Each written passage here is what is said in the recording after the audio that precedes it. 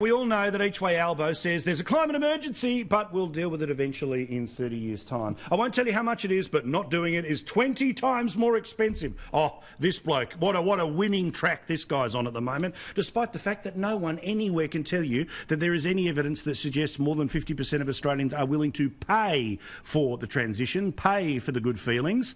But we were all told that... when it comes to the electricity grid, and I showed you this, 2017, Energy Works Australia working with the CSIRO, $1 trillion. David Spears asked about this on Sunday over there on Channel 2. We miss him here, but we wish him nothing but the best there. $1 trillion is what's needed to actually rebuild the electricity network, and I'm not just talking about what the power, where it comes from, but the actual physical lines. They're built for it to go one way, not for it to be coming back and forth when it comes to things like renewables. But here's the problem.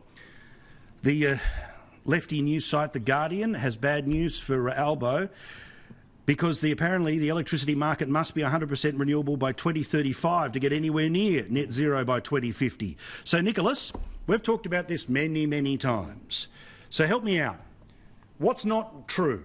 Net zero with no cost by 2050 or $1 trillion as predicted by the CSIRO?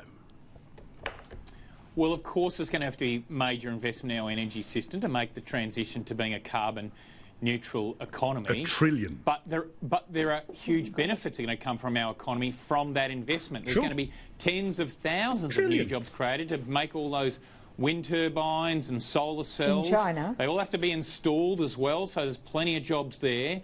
So there's going to be a huge amount of upside for our economy. In fact, if you look at many advanced economies around the world, they're making a mozza. Far from tackling climate change being exactly a road to serfdom, like Bronwyn likes to say, it's a road to riches for those other advanced economies. So that's a road we need to get onto. Michael, is this the world that we live in when literally the CSIRO prediction of $1 trillion and a time frame that's not 2050 but 2035 is completely ignorable, and you can just throw around with rhetoric of, oh, but don't worry, there's jobs in them hills?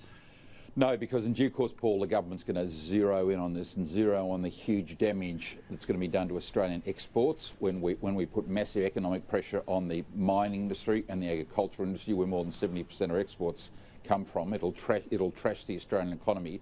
But if you noticed, Paul, and thank goodness you played that clip, when David Spears mentioned that figure, Albo had no retort. He didn't even know. He seemed to have no idea of the cost. Correct. As we know, they don't. Bill Shorten didn't have any idea. Thank goodness that Walkley Award-winning journalist Jonathan Lee caught him out on it. Surely he must have won a Walkley, presumably. No, he lost his job at Channel 10. Oh, did he? Yeah. Oh, moved on. We've got a Walkley. No anyway, awards for him. Albo's got no idea of the cost, and this is a millstone round Labor's neck for the next election. Quite frankly, unless you have an investigation into the cost of small-scale nuclear between now and 2050 as part of your economic energy mix, you're on a road to nowhere. The problem for Labor is with nuclear power, Labor are led by the neck by the Greens on this issue. Oh my God. And unless they get out from under the Greens on this, as they did in the week after the election, by the way, last year. If you remember that 1 week period after the election where they said, the Queensland Palaszczuk came out and said, I'm going to approve Adani.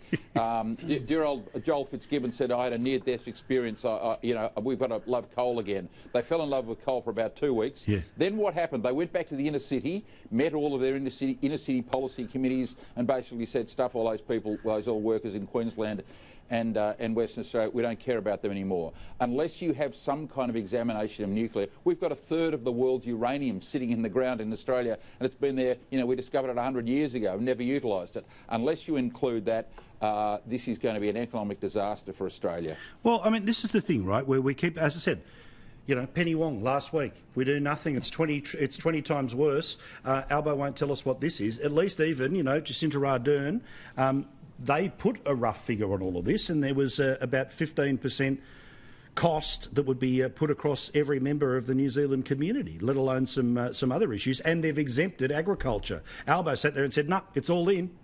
But Paul, the whole argument is a nonsense.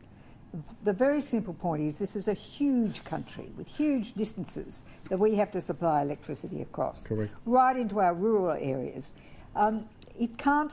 The idea that we're going to transition away from our own natural resources into Chinese-made equipment paid for by our good taxpayers is a ridiculous proposition. Now, I think there are a couple of things we ought to be doing. We ought to be following the money trail.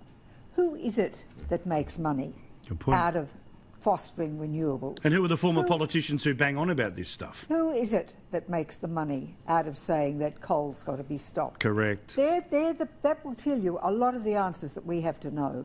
Now, one of the things that worries me enormously is that when we had the privatisation of the electricity industry, it wasn't on the basis that privatisation really came into being for, which was to see industries and individual people able to take up new areas and make it profitable. It was not there to allow huge monopolies to be formed, which is what has happened. And the state governments can now walk away from their responsibility of providing the people with electricity.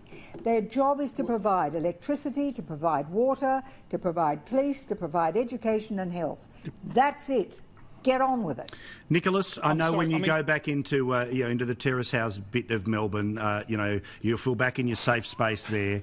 That you'll feel triggered by this conversation. But help me out. How more than triggered, I can tell you. How are we wrong? What's wrong with the fundamental that we've talked about? Well, let's start with Bronwyn's point about follow the money. You want to follow the money? I mean, Prime Minister Scott Morrison's office is stacked with former fossil fuel industry executives. Half his cabinet are former lobbyists for the fossil fuel industry. His entire election campaign was bankrolled by the fossil fuel industry. So is this? Follow the money. Come on, Michael, get in on that. Get in on that. Owns this show. Of course, you forgot that the general election was paid for by him. So let's get to a few facts and let's just unpack this sort of Chicken Little garbage we're hearing here tonight, okay? So what's Albo actually done? What has Albo done? He's come out and said Australia should get to carbon neutral by 2050. Now, who else has done that? Only 80 countries around the world, including Boris Johnson, a hero of many here at Sky News, in the UK. He declared that 2 weeks ago. Who else in Australia has done that? Every state government in Australia has declared they'll be carbon neutral by 2050, including Gladys Berejiklian and her Liberal government in New South Wales. So this Chicken Little, the sky's falling in just because Albo's gone. I just like that you're ignoring the CSIRO $1 trillion. Okay? I like that the only person who's used a number is me, and you're just ignoring it. We'll do it. Australia can do it. Bring back Kevin. We'll get there. Bring back Kevin. Yeah, Rudd. Boris, by the way, of course, is able to have an extension cord to go back to where nuclear is, but that's all right. Don't worry about it.